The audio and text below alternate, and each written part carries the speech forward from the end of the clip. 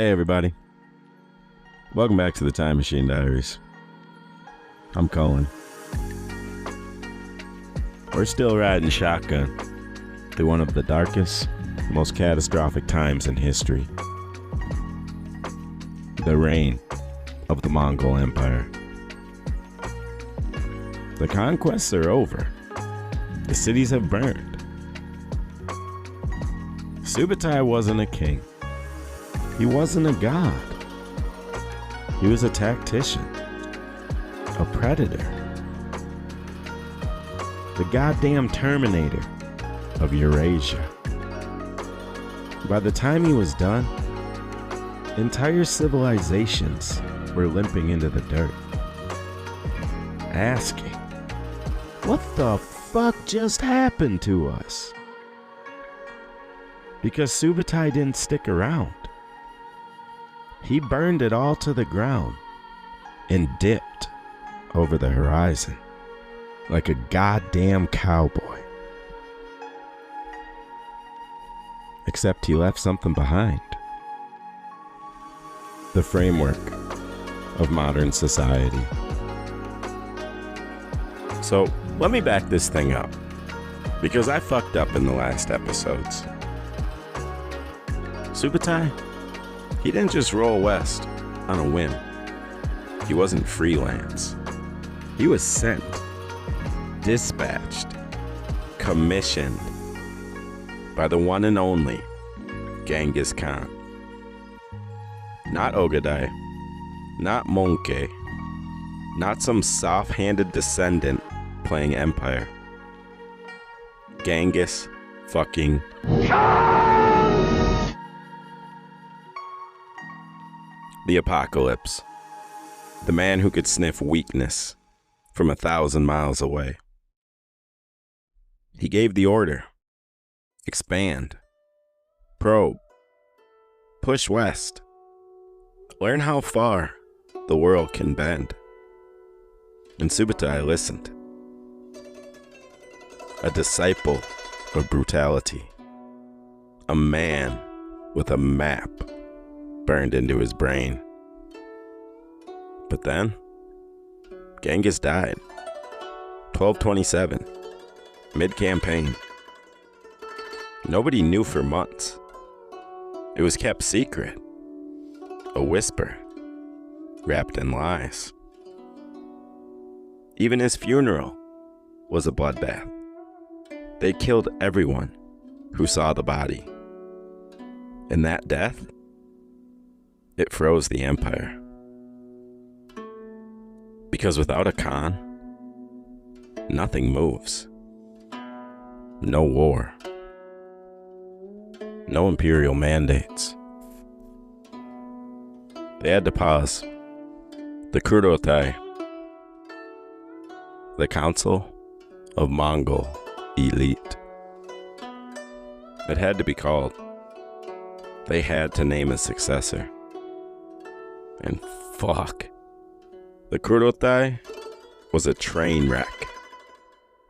Infighting, backroom deals, drunk uncles trying to flex political muscle, cousins with half a brain and twice the ego demanding power. Eventually, they chose Ögedei, Genghis's third son. Smart, charismatic, boozy. Definitely not Genghis, but he got the job. And once Ögedei sat on the throne, Subutai was unleashed again. 1241. The year Europe had its fucking wake-up call. He breaks Poland, slices Hungary in half. He splits his forces, runs campaigns at the same time. This is the part where Europe should have ended. No exaggeration. There were no armies left. No defenses. The Holy Roman Empire was praying.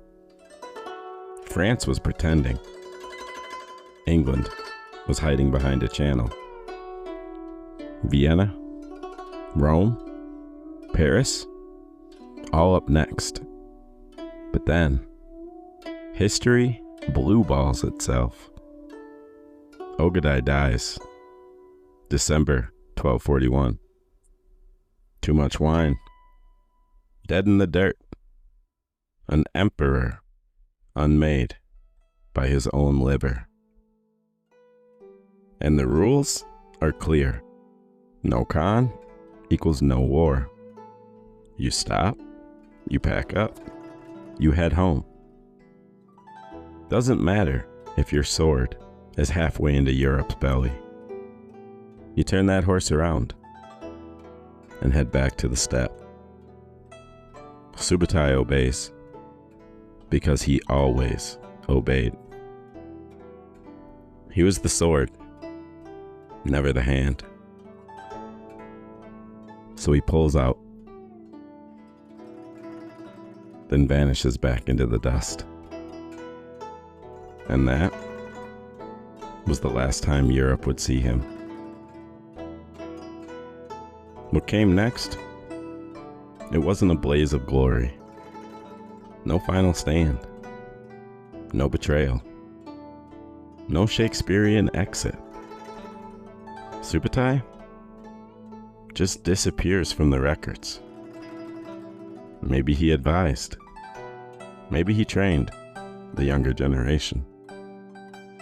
Maybe he died in a tent, peacefully, surrounded by his family. No war crimes tribunal. No reckoning. And his systems, they outlived him. The Golden Horde created Moscow. The Yuan dynasty became a blueprint for Qing bureaucracy. Even the plague rode his roads into Europe. They burned our churches, took our princes, and made us bow. Refusal means death. Obedience means shame. The Khan's tax breaks men. I pray for freedom, but God feels far from this place. That was Russia, under the thumb of the Golden Horde. Moscow didn't rise in spite of the Mongols. It rose because of them. Ivan the Great, he learned empire from watching Mongols. Thanks to Subutai's postal roads, trade exploded. From Korea to Poland, merchants were carrying porcelain, paper, plagues, and prophecy. It was the Silk Road on steroids, a FedEx route powered by fear. You want a modern comparison? Jeff Bezos is Genghis Khan with Wi-Fi. Amazon Prime is the Mongol Yam system. The roads were safe if you had the money to pay for it. I paid a tax to pass through Karakorum, another in Baghdad. The Khans demanded gold for peace. We only saw blood and subjugation. That's the real trick. Kill loudly. Govern quietly. Subutai and his kin didn't see genocide as horror. They saw it as maintenance. This village could rebel. Burn it. This city stalled us. Exterminate it. These people resisted. Erase their name. It was genocide with a clipboard. And that system, that mechanical coldness, we still see it today. I mean, today, pointing to the genocide going on in Gaza, Rwanda, Myanmar, Ukraine, drone strikes, redlining, kidnapping children, mass incarceration, mass deportation. Different tools, same fucking code. I risked my life translating for US troops in Helmand. I warned them of ambushes, spotted IEDs, and watched friends die. They said my temporary protective status is void. What about my kids? What Subutai did with arrows and riders, we do with servers and sanctions. This is Mongol domination 2.0, but with algorithms. Subutai used scouts. He terrorized rebels with massacres. We watched our cities burn from the hills, praying the storm would pass. His arrows blot out the sky. We've never seen war like this. We fight not to win, but to buy our children one more night. We strike, then vanish. But even in the dark, he finds us. It was like a chessboard to him. Every ridge was a rook. Every valley, a pawn. He broke physics with timing and momentum. And he never lost. Not fucking once. And when his masters died, Genghis first, then Ögedei, the blade was sheathed permanently. Some say he never truly died, that he rides still, through space, through time. Or maybe, I like to think this, maybe he rode into the sunset because he knew there were no more worthy enemies. You know that feeling? You've mastered the game. You put down the controller. Game over. Run the credits. That's Subutai. But here's the crime. The insult. The fucking sacrilege. We remember Julius Caesar. We remember Alexander. Or every British general who got lucky and didn't die of dysentery. But Subutai? Forgotten. Buried under Western textbooks and whitewashed timelines. We talk about Churchill and Eisenhower like they were savants. Like logistics and blitz tactics were 20th century ideas. Fuck no. Subutai invented that shit. He was the AI of war before electricity. A lone horseman with fire in his eyes and silence in his wake. You don't call him. You don't summon him. You don't see him until it's too late.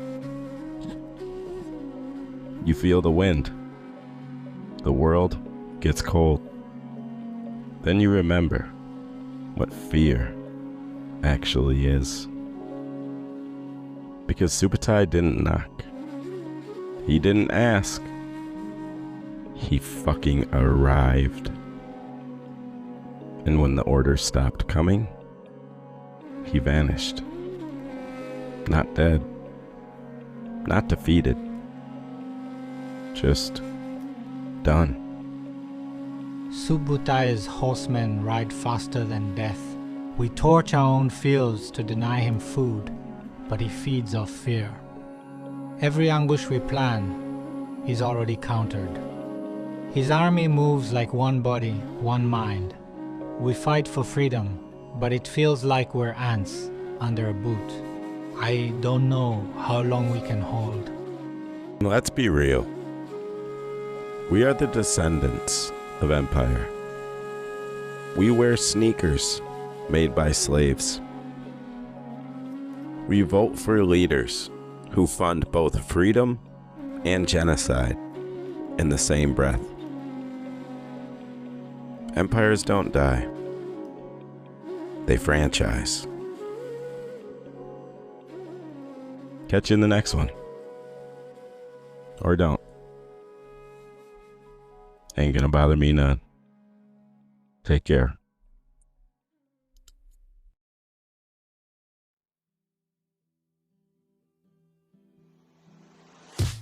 I remember when I was cut